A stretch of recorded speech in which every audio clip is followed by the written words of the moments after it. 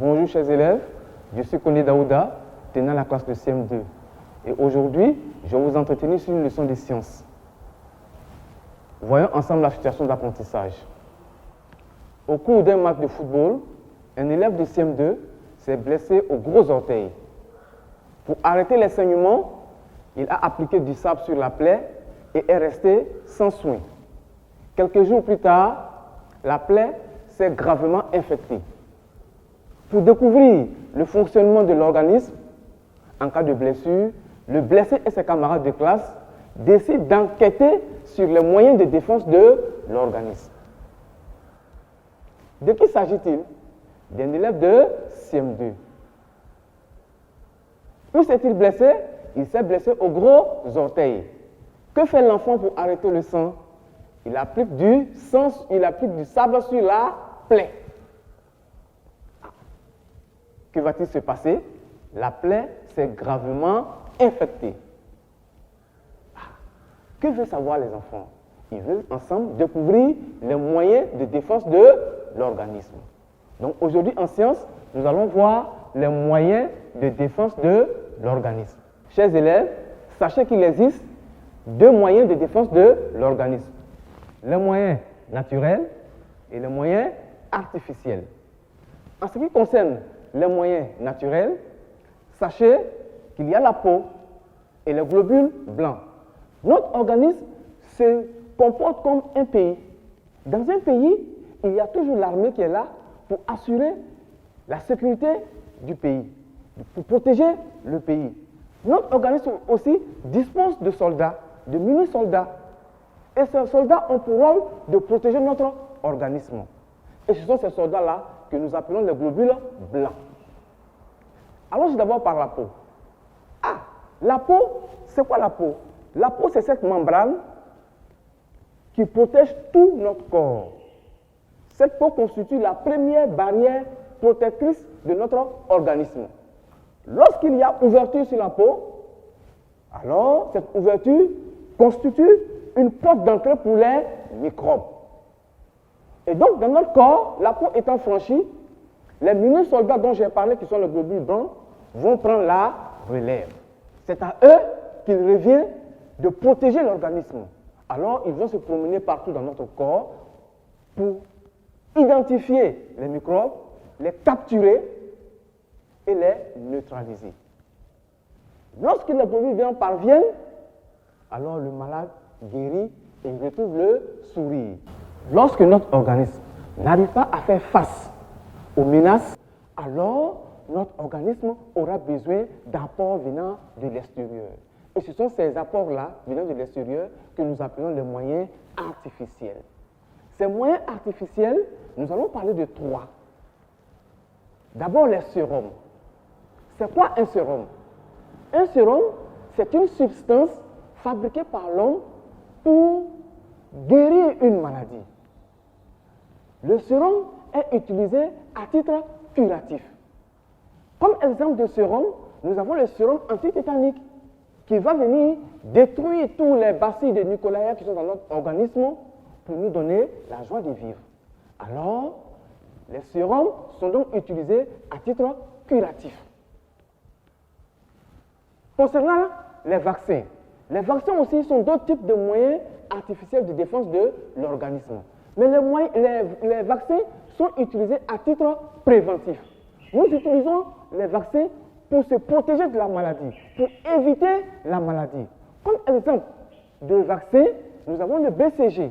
Le BCG qui va nous éviter la tuberculose. Alors, on dira que les vaccins sont utilisés à titre préventif. Après les sérums et les vaccins, il y a aussi les antibiotiques.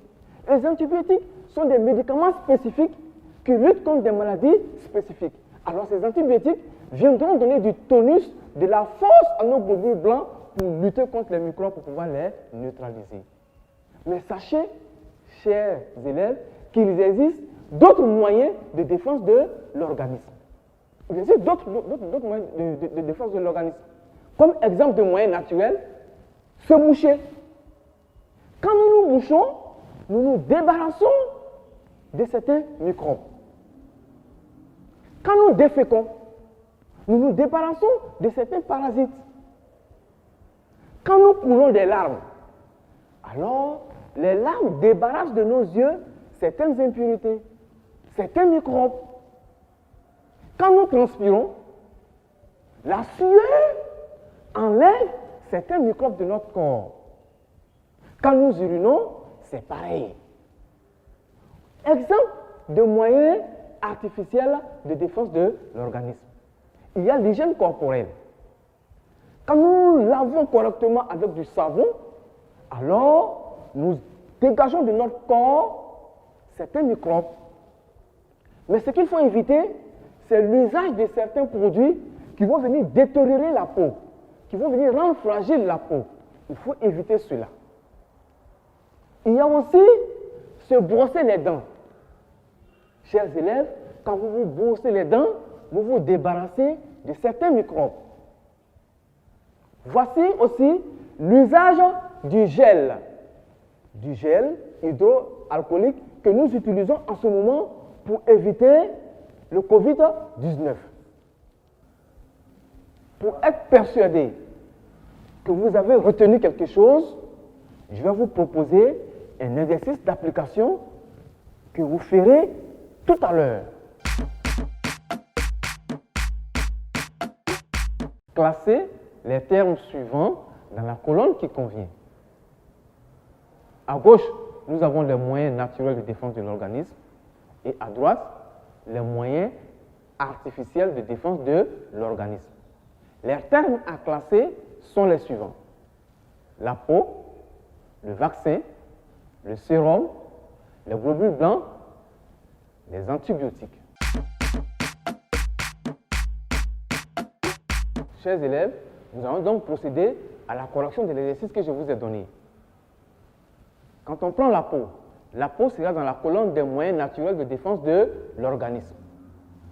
Le vaccin sera dans la colonne des moyens artificiels de défense de l'organisme. Le sérum sera dans la colonne des moyens artificiels de défense de l'organisme.